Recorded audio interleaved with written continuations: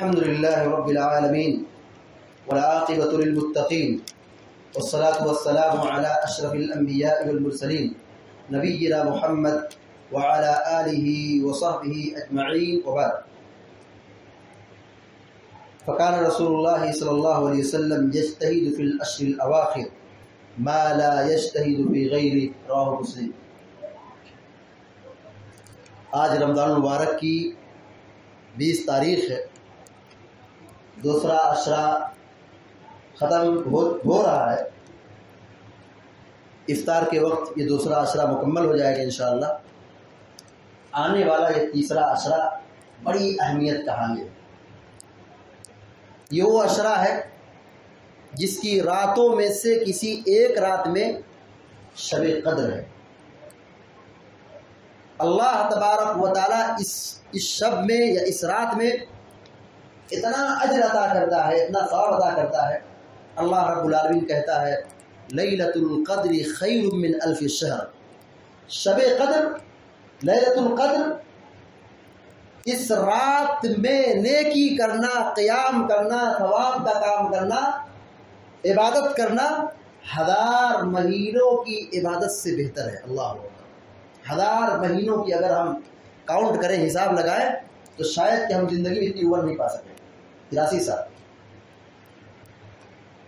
اللہ کے نبی علیہ السلام کا اسوہ یہ تھا, آپ کا معمول یہ تھا کہ جب آپ آخری عشرے میں داخل ہوتے, آپ علیہ السلام اپنی کمر کس لیتے تھے عبادت کے لیے, راتوں کو جاگتے تھے, قیام اللیل کرتے تھے, اپنے گھر والوں کو جگاتے تھے. ام المومنین حضرت عائشہ صدیقہ رضی اللہ تعالیٰ عنہ بیان فرماتی ہیں کہ کان رسول اللہ صلی اللہ علیہ وسلم اذا دخل العشر, جب آپ آخری عشرے میں داخل ہوتے تھے, شد مئزرہ, اپنی کمر کو کس لیتے تھے, بالکل تیار ہو جاتے تھے. وَأَحْيَا لَيْلَهُ, راتوں کو جاگتے تھے, قیام کرتے تھے, لمبا لمبا قیام کرتے تھے. وَأَحْيَا لَيْلَهُ وَأَيْقَظَ أَهْلَهُ, اپنے بال بچوں کو بھی جگاتے تھے.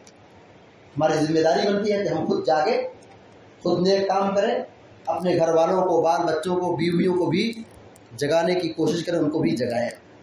اللہ کے نبی علیہ السلام اس عشرے میں اتنی کمر توڑ عبادت کرتے تھے, شدید عبادت کرتے تھے, زیادہ عبادت کرتے تھے کہ دوسرے دنوں میں آپ اتنی محنت نہیں کرتے تھے. کان رسول اللہ صلی اللہ علیہ وسلم یجتہد فی العشر الاواخر. ام المومنین حضرت عائشہ صدیقہ رضی اللہ عنہا بیان فرماتی ہے کہ پیارے رسول صلی اللہ علیہ وسلم رمضان المبارک کے آخری عشرے میں اتنی محنت کرتے تھے, اتنی عبادت کرتے تھے, ما لا یجتہد فی غیرہ, اتنی عبادت آپ دوسرے دنوں میں نہیں کرتے. پیارے نبی امام الانبیاء ہیں, سید المرسلین ہیں, خاتم النبیین ہیں. اللہ نے آپ کے اگلے پچھلے ساری خطاؤں کو معاف کر دیا. وہ مغفور تھے, معصوم تھے, لیکن اس کے باوجود بھی وہ پوری راتوں کو جاگتے تھے, قیام اللیل کرتے تھے, بڑی محنت کرتے تھے. ہمیں اور آپ کو کتنی محنت کی ضرورت ہے. ہم سر سے لے کے پیر تک گناہوں سے ڈوبے ہوئے ہیں. ہماری پوری زندگی گناہوں میں گزر رہی ہے, شراب و کباب میں گزر رہی ہے, نافرمانی میں گزر. ہم محاسبہ کریں اپنے آپ کا, ہم کیسے ہیں, کتنے پانی میں ہیں, کتنی نیکیاں ہیں, ہمارا دل کیسا ہے, ہمارا کردار کیسا ہے, ہمارا عمل کیسا. ہم محاسبہ کریں. ہر آدمی گنہگار ہے, گناہوں میں ڈوبا ہوا ہے. ہماری کتنی بڑی ذمہ داری بن جاتی ہے کہ ہم اپنے گناہوں کا بوجھ ہلکا کرنے کے لیے اللہ تبارک و تعالیٰ نے مبارک مہینہ ہم کو عطا کیا ہے, یہ مبارک راتیں ہم کو عطا کر رہا ہے. ذمہ داری بنتی ہے کہ ہم ان مبارک راتوں میں جا کر کے ہم اپنے گناہوں کا بوجھ ہلکا کریں. یہ مغفرت کی رات ہے. اللہ تبارک و تعالیٰ بندوں کے گناہوں کو معاف کرتا ہے ان کی نیکیوں کی بدولت عبادتوں کی وجہ سے. من قام لیلۃ القدر ایمانا واحتسابا غفر له ما تقدم من ذنبه. یہ مغفرت کی راتیں شروع ہو رہی ہیں.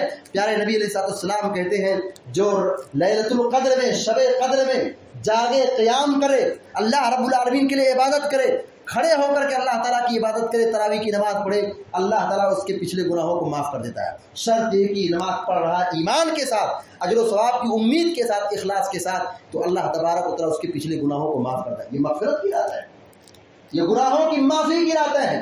اللہ تبارک و تعالیٰ ہمیں یہ موقع دے رہا ہے, اس غنیمت کو یوں ہی ضائع نہ کریں. سو کر کے خواب غفلت میں ہم نہ رہیں, اس موقع کو غنیمت جانیں. رمضان کا آدھا حصہ گزر چکا ہے, اس سے زیادہ حصہ گزر چکا ہے. پھر جس 10 دن یا 9 دن باقی رہ چکے ہیں ان مبارک راتوں کی قدر کریں، ان مبارک مہینوں کی قدر کریں اور ان دنوں کی قدر کریں۔ رمضان پانے کے بعد اگر ہم اپنے گناہوں کی مغفرت نہ کرا سکیں بہت بڑے محروم ہیں، آپ بہت بڑے محروم ہیں۔ پیارے نبی علیہ السلام نے فرمایا اللہ کی رحمت سے وہ شخص دور ہو جائے جس نے رمضان کا مہینہ پایا مگر پھر بھی نیکی اور عبادت کر کے اپنے گناہوں کو معاف نہ کرا سکا، سوتا رہا، نہ تراویح کی فکر، نہ روزے کی فکر، نہ تلاوت قرآن کی فکر، نہ صدقات و خیرات کی فکر، نہ گناہ چھوڑنے کی فکر، نہ نیکیوں میں آگے بڑھنے کی فکر اور کوشش، بس ایسے ہی اس کے دنوں کو عام دنوں کی طرح سمجھ لیا، گزارتا رہا، سوتا رہا۔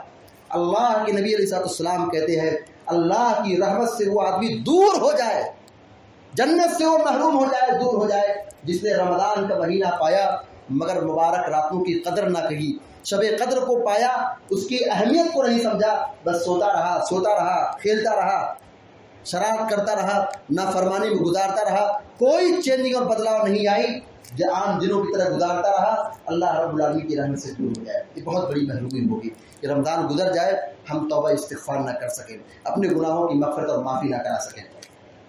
اسی طریقے سے شب قدر، لیلۃ القدر، یہ بڑی محترم رات ہے، یہ بڑی عظمت والی رات ہے۔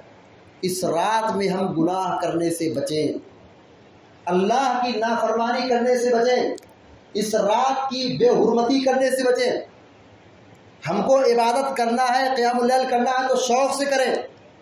اگر یہاں بیٹھ کر کے صرف غیبت کرنا، چغلی کرنا یا اس طریقے سے صرف بکواس کرنا، بیٹھ کر کے ادھر ادھر کی باتیں کرنا، جھگڑ لڑائی کرنا یا اس طریقے سے عبادت سے ہٹ کر کے صرف جاگنے کی کوشش کرنا، یہ شب قدر کی بے حرمتی ہے، ناقدری ہے۔ اس سے بہتر تھا کہ وہ آدمی جا کر سو جائے، کہ مطلب کہ جسم کو، اس کے دل کو سکون پہنچے گا۔ یہ جاگ کر کے کیا کر رہا ہے؟ اگر اسے غیبت کرنا ہے، چغلی کرنا ہے، ادھر ادھر کی باتیں کرنا ہے، دنیا جہاں کی باتیں کرنا ہے، بیٹھ کر کے صرف جاگنا ہے، صرف کھانا پینا ہے، تو کیا مقصد ہے شب قدر کا؟